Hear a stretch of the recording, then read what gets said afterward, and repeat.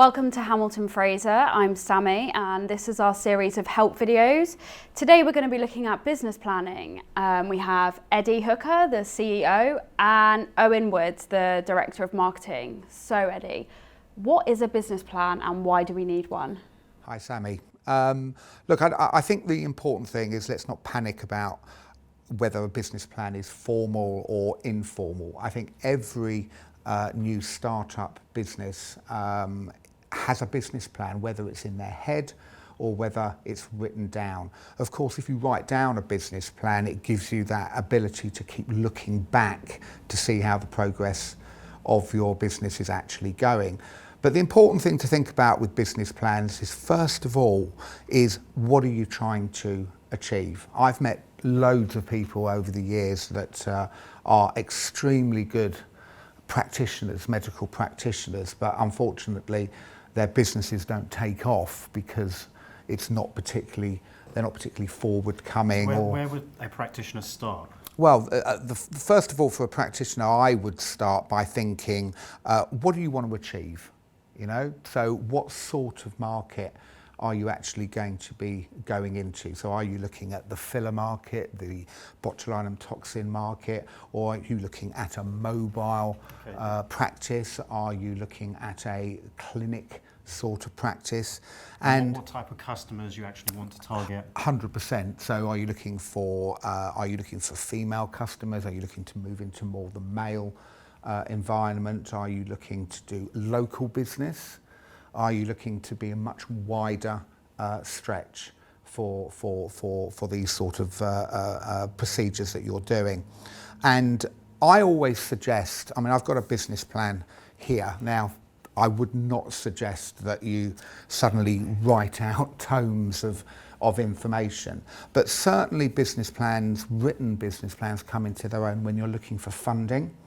So if you have to borrow money, and you have to go to a bank, then of course a banking manager will want to know and want to see something in writing that you've thought about all of the issues that will make a successful business. So I think it's probably good practice to start taking out the information that you've got in your mind and putting it down into paper. Now you can go online and pick up business plan templates, not a problem, but I don't think we need to worry, you know, that you've got to have some formalised business plan in order to be successful. So what happens? You've created your business plan, you've managed to get funding. What happens if your goals change? For me, and the way we did it way back with Hamilton Fraser, we first of all thought about the type of business that we wanted to be. Yeah, so we wanted to be a professional business, very customer centric. So like setting out your mission. Setting out your mission statement, setting out your vision. I mean, an example of good vision statement might well be that you only want to use organic products, for example, and that becomes your USP. Yeah, so you have to articulate that down because, you know, the market is very, very tough out there and there are lots of practitioners all vying for the same business. Absolutely. Another part of your vision or mission might be that you want to be very social media focused. So your advertising might well be focused on social media. But to try and get some structure around a business plan, I would suggest you start off looking at your the type of people that you want to treat, the type of products you want to operate in.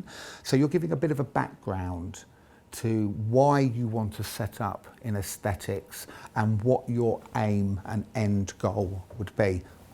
What are the key elements? Like, so what should a business plan contain? Okay, so one of the first and most important things is you need to understand your competition. You need to understand your marketplace and your competition. So who are your competitors? What are they doing? What is their pricing structure? What is the qualifications of those individuals, those competitors? Are they dentists? Are they doctors? Are they nurses? What is your geographic spread? Yeah, so are you, as I said before, are you going to focus very locally, or are you looking for a wider reach? So effectively, you understand what the external environment looks like. Yes. Once you have that, Yeah. that's where you can identify gaps in the market. And Exactly, work towards Owen, those exactly. USPs. So once you've got your background, once you've got where you want to go and who you're actually looking to practice with and on, yeah, what is your competition doing? Then you might be able to carve out your unique selling point, your USP, for a bit of jargon in there. And again, you're jotting that down in your words, yeah. So again, I wouldn't suggest anyone has to panic too much about what sort of language do I need. You know, what people want to know is what you are about. They don't want to know what your competition. They know who your competition is, but they want to know about you. You know, and your approach to business and where you want to go. Once you've done that, yeah, then you need to start. How do I acquire customers? So that's your bag, Owen, really. That's marketing, isn't it? At the end of the day, how are you going to get your name out there? As I said before, I've met many practitioners who are superb at what they do. Absolutely. But actually very shy. They're not going to put themselves out there. Now, I think a successful business person is generally quite open, is happy to promote themselves, happy to promote what they do, happy to talk about. So you've got to be quite confident in order to win business. Remember, you're not going to have any customers day one, you know, so you've got to find those customers. Why would those customers come to you, and why would they not go to your competitor? Now, some people look at price, yeah, and their business plan is focused about, we want to be the cheapest. Others will say, actually, money isn't the most important driver for me. It's actually quality or aftercare for the customer, yeah? So that's what you need to think about. That's what you need to be putting down in your words and articulating. And then how are you actually going to get your name out there? Are you going to be using social media such as Facebook, LinkedIn? LinkedIn is generally more for the professional end of the market. Yeah, so I would say clinics and that sort of thing. Things like Instagram, Facebook, Twitter, those sort of marketing social media tools are very much suited. And a lot of these tools work very well for education. So if you are specialising in some type of treatment, you can explain the benefits of why this treatment is better than an alternative, why a patient should come to you as a practitioner. You can highlight the benefits that you understand this treatment better than the competition. I mean, that links back to what your vision for the company or for your practice is. I know certainly in the medical world, education and knowledge and giving your customer that comfort that you know what you're talking about and that you know how to practice these procedures is so important. Okay, so Eddie, we've created our business plan.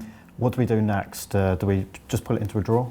No, of course. Business plans, that's what I said right away at the start of the guide, is that most people actually, well, everybody will have a business plan, whether it's in their head, whether it's written down.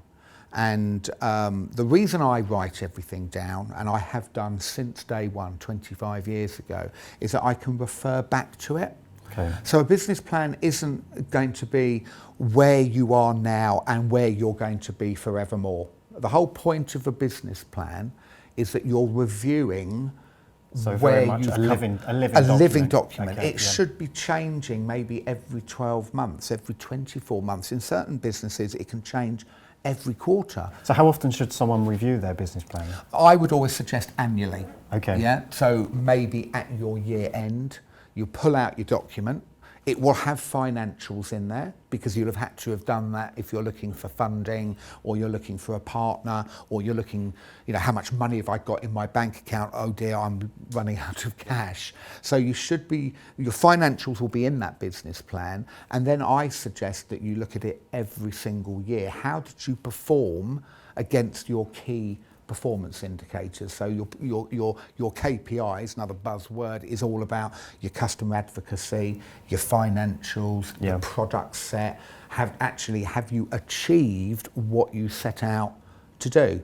You may well find that halfway through your first year of trading, something disastrous happens, or something good happens, like one of your competitors has gone out of business, or they've made a mistake, and then all their customers start coming to you. So I think you mustn't ever look at a business plan as something that is rigid.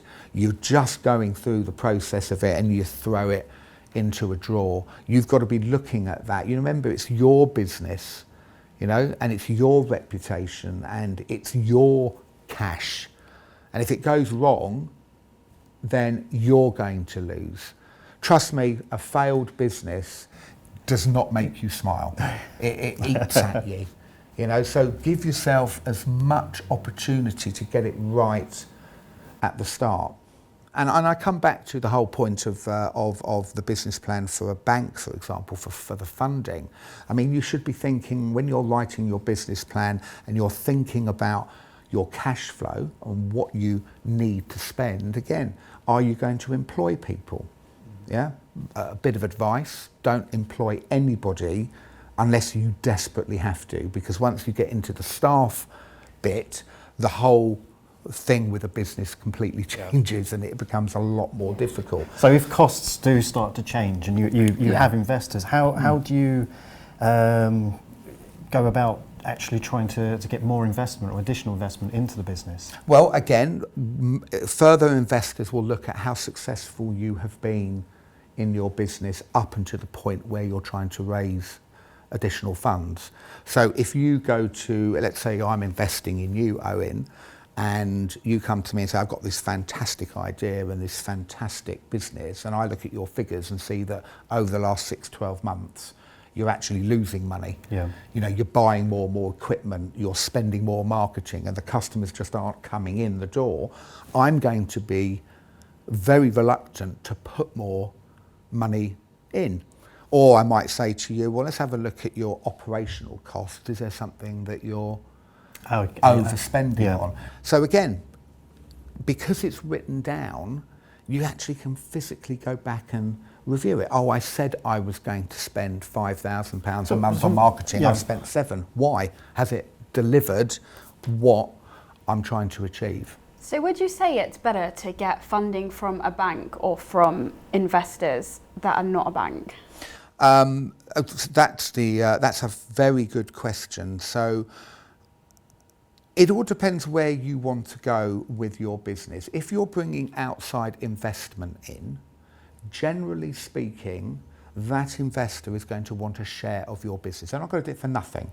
Unless you've got a very, very good friend that happens to be sitting on a shed load of money and doesn't know what to do with it, an investor is going to turn around and say, well, I'll put X pounds in, but I want X percent of your business. Yeah.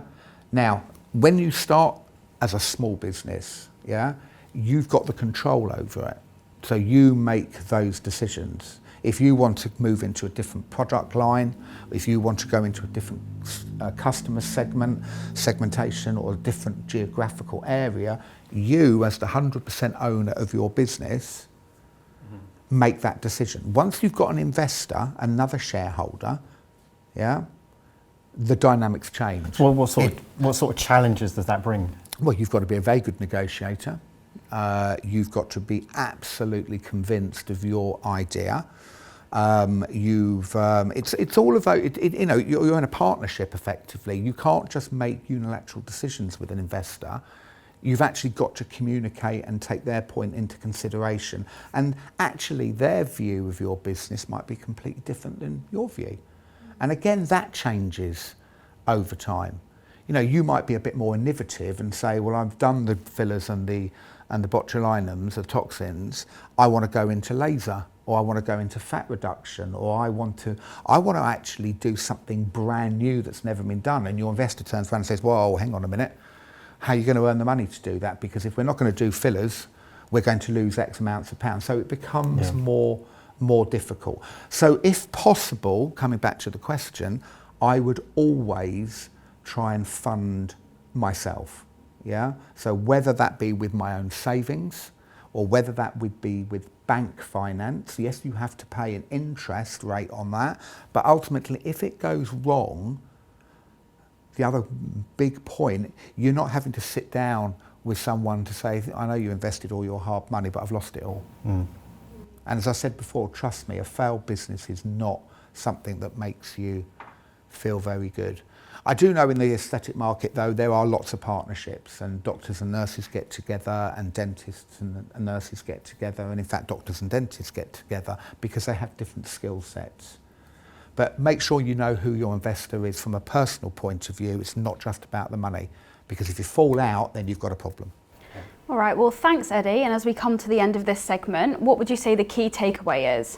The key takeaway is put down your thoughts in writing, yeah, so that you can go back and review it, yeah. The most important thing is if it's not written down, it didn't happen. If you haven't planned, your plans will change in your mind over a period of time. If you've got something that you can write down and say, there is my strategy, that's what I started with. Where did it go right? Can I do a bit more of it? Where did it go wrong? I need to change that. So chuck it down on paper and keep reviewing it constantly. Thanks, Eddie. Thanks, Owen, and we'll see you next time.